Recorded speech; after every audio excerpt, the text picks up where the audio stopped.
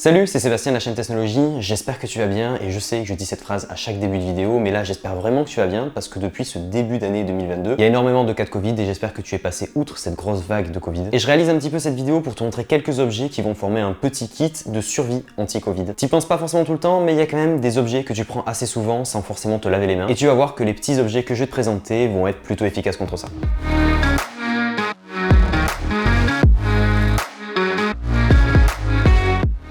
Du coup, je vais te présenter trois objets de chez Lidl. Le premier, c'est celui-là. C'est un petit distributeur automatique de la marque Silvercrest que tu vas pouvoir laisser à l'entrée de chez toi si jamais tu as des invités, des personnes qui veulent se désinfecter les mains. C'est un petit distributeur automatique qui coûte 8 €.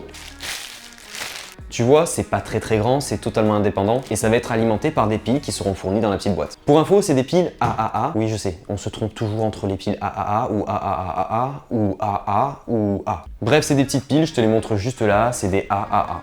Comme tu dois te douter, ils te fournissent pas 4 piles pour avoir plein de piles chez toi. Tu en as forcément besoin de 4 à l'intérieur, pas de 2 ni d'une, non c'est 4. Donc en théorie, ça devrait pas consommer énormément, les piles alimentent juste un capteur et la pompe qui distribue le gel hydroalcoolique doit s'alimenter uniquement quand le capteur le déclenche. Je te montre comment c'est fait en dessous, juste sur la partie haute là, tu as un bouton on-off que tu peux activer ou désactiver. Puis ensuite c'est tout, tu as juste un petit capteur qui se trouve juste là, au-dessus du distributeur. Juste en dessous, c'est un trou pour distribuer le gel hydroalcoolique. Donc on va venir l'activer, refermer ça et du coup, ben voilà. Oh, calme-toi.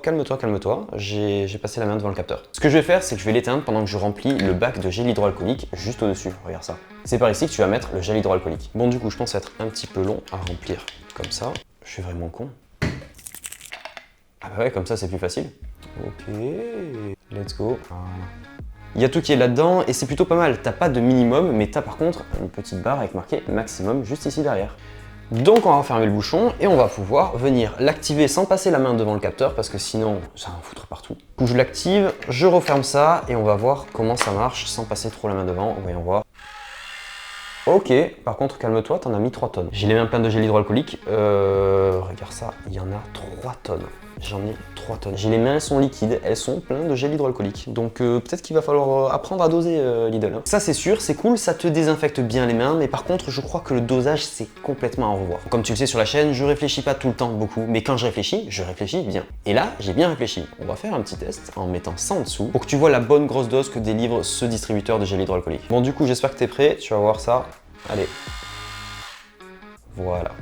Il y en a énormément qui sortent. Donc bon, il n'y a pas à dire, cet objet fonctionne quand même bien. C'est juste un petit peu dommage, je sais qu'il existe des versions de distributeurs de gel hydroalcoolique qui a un petit plus, un petit moins sur le dessus, juste pour régler déjà la quantité de gel qui va être distribuée. Là sur le dessus, on n'a rien du tout, sur les côtés, on a... Oh putain, non, stop. Ouais, j'ai posé ce premier objet pour l'instant sur le côté et on va passer au second. Ça fonctionne, mais fais gaffe, mets quand même un petit récipient en dessous ou un truc pour récupérer le gel hydroalcoolique qui passe complètement à côté. Parce que les gens vont passer la main, mais ils vont pas s'attendre à avoir une dose énorme et ils vont se dire, ben si je laisse la main en dessous, ça va continuer à couler. Alors que non, il a juste un bon gros dosage de bourrin. Bon après, ça va bien avec moi, donc je vais le garder peut-être chez moi. Deuxième petit objet de chez Lidl que tu vas pouvoir avoir chez toi et qui est vraiment très bien, c'est un boîtier de nettoyage UV. Alors t'en as sûrement entendu parler, t'as des petits boîtiers qui existent dans lesquels tu mets ton téléphone, tes clés de maison, tes clés de voiture, tes écouteurs, des bagues, des boucles d'oreilles, des colliers, bref, tu peux mettre plein de choses que tu utilises à ton quotidien, qui eux aussi peuvent être tout plein de bactéries et le téléphone, c'est vraiment un nid à bactéries. Donc évidemment sur la boîte, si tu vois un petit téléphone dans la boîte, c'est que grossièrement ils ont déjà testé et que ton téléphone ne risque rien en le mettant à l'intérieur. Ce qu'ils disent, c'est qu'en 5 minutes, tu as tous tes objets qui sont complètement nettoyés, qui sont sans bactéries. On va ouvrir ça pour justement voir, je suis vraiment un bourrin, j'aurais pu prendre un couteau. Donc du coup, on va voir cette... Yes. Je fais tout tomber à chaque fois. Le petit objet il est assez protégé dans un petit truc en carton et à l'intérieur on va y retrouver la notice. C'est marrant, on dirait une grosse boîte pour ranger justement le téléphone et je pense que c'est fait quasiment que pour ça. Sur le devant tu vas avoir juste ici un petit bouton sur lequel tu vas appuyer pour enclencher la machine et sur la partie arrière tu vas avoir l'alimentation en USB-C parce que la partie haute de ce boîtier recharge également ton téléphone en sans fil. Et ça franchement c'est vraiment pas mal, tu poses ton téléphone dessus, ça recharge. Au niveau du câble d'alimentation qui est fourni, il est assez petit, il fait à peine 1 mètre. Donc tu vas devoir trouver une prise pas trop loin de l'endroit où tu veux le mettre. Une fois alimenté, je peux pas te le montrer de près parce que justement le câble est trop court. Tu as une petite LED rouge qui est juste sur le dessus qui indique s'il y a un téléphone en charge ou non. Quand elle est rouge, le téléphone n'est pas en charge. Quand elle est bleue, en mettant un téléphone juste au-dessus, ça veut dire que le téléphone recharge. Et quand tu mets un téléphone qui n'est pas compatible, que tu poses dessus, le petit boîtier va clignoter en rouge et bleu. Du coup, on va passer à sa fonction principale qui est de nettoyer et enlever toutes les bactéries. Évidemment, à l'œil nu, les bactéries, tu ne les vois pas. Sur ce téléphone, comme tu peux le voir, j'ai laissé plein de petites traces de doigts pour voir si jamais le boîtier enlève ces traces-là. Ça m'étonnerait un petit peu, c'est au cas où, c'est juste pour faire un petit test. Mais ce qu'il enlève, c'est des bactéries qui sont pas visibles à l'œil nu, comme le Covid. Donc je vais mettre le téléphone à l'intérieur, le poser juste ici et appuyer sur le petit bouton. Le petit bouton sur lequel j'ai cliqué, c'est allumé en bleu, donc ça veut dire grossièrement qu'il est actif, que le nettoyage est en cours. Bon, là ce que je viens d'essayer, c'est plutôt pas mal, c'est qu'il y a une petite sécurité. Dès que tu lèves le clapet, le bouton s'éteint, donc la machine s'éteint. Ça va pas t'envoyer plein de rayons UV dans la tronche et tu vas pas devenir tout bronzé d'un coup. Désolé pour ceux qui pensaient bronzer avec ça, c'est pas possible. Donc je vais enclencher le nettoyage. Ça fait zéro bruit, je pense que c'est normal parce que c'est tout simplement des LED à l'intérieur, je crois qu'ils nettoient en UV. Pendant que le premier nettoyage est en cours et que le téléphone se nettoie, on va passer au troisième objet qui est un objet relativement similaire. C'est un petit boîtier mais qui nettoie lui en ultrason. Donc là évidemment tu vas pas pouvoir mettre de téléphone portable à l'intérieur parce qu'à l'intérieur on va mettre également de l'eau. Donc ça va être un objet où tu vas voir une différence quand tu vas mettre les objets à l'intérieur et quand ils ressortiront ils sont complètement clean. C'est vraiment un nettoyage et c'est pas un truc qui tue uniquement les bactéries. Dans ce boîtier tu vas pouvoir mettre des montres, des chaînes, des bagues, des dentiers, des CD, bref tout plein de trucs différents qui peuvent se nettoyer, qui rentrent là-dedans. Tu vas même pouvoir mettre également des pièces de monnaie qu'on va essayer, on va les mettre à l'intérieur, on va voir comment elles ressortent. Bref, grossièrement tout ce qui est étanche. Du coup tu vas retrouver le câble d'alimentation qui sera fixé, que tu peux pas enlever. Tu vas avoir le fond du bac en alu pour pouvoir propager les ultrasons. Tu as un petit bac pour mettre les objets, on va le poser juste là. Tu as un autre petit socle pour pouvoir mettre les montres dessus. Donc on va le mettre à l'intérieur et là tu as un support à CD. Oui, je sais que plus personne n'utilise de CD, mais ils le mettent quand même à l'intérieur, c'est plutôt sympa. On va mettre ce dernier objet de côté pour revenir sur le second qui est juste là, qui a terminé son nettoyage. Voyons voir. Bon.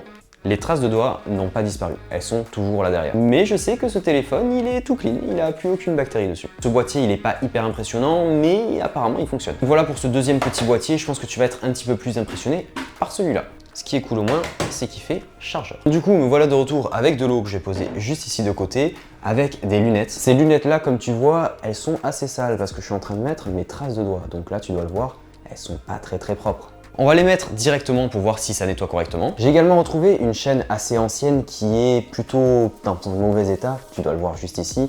Elle n'est pas très propre non plus. Le gris ressemble plus à un gris assez foncé et je pense que cet appareil va pouvoir le nettoyer. Et on va avoir le truc ultime, c'est des pièces que j'ai juste ici. Je te montre l'état d'une qui est quand même assez dégueulasse, regarde juste là. Donc tu dois voir qu'elle est quand même assez dégueu. Elle est toute noire, toute foncée et les autres c'est exactement pareil. Donc je vais tout mettre à l'intérieur pour pouvoir nettoyer ça. Mais avant, il va falloir mettre de l'eau à l'intérieur pour justement submerger les objets, sinon ça marche pas. Juste ici, une fois rempli d'eau justement, on va venir mettre nos lunettes juste ici. Les pièces de monnaie éparpillées un petit peu partout. Forcément, faut pas qu'elles soient entassées les unes par-dessus les autres, donc on les éparpille hop, hop, hop. Et la chaîne mise à un autre endroit, juste ici. On va venir refermer le couvercle et pouvoir choisir notre temps. Il y a un petit bouton au milieu avec un petit set pour pouvoir justement choisir le temps qu'on veut. Tu as différents programmes en fonction de ce que tu mets à l'intérieur. Tu peux faire 80 secondes, 180 secondes, 280, 380, 480, et puis c'est tout. Nous, ce qu'on va faire, c'est faire un nettoyage à 280. Donc let's go, j'appuie sur on pour que ça s'enclenche et pour qu'on voit ce petit nettoyage.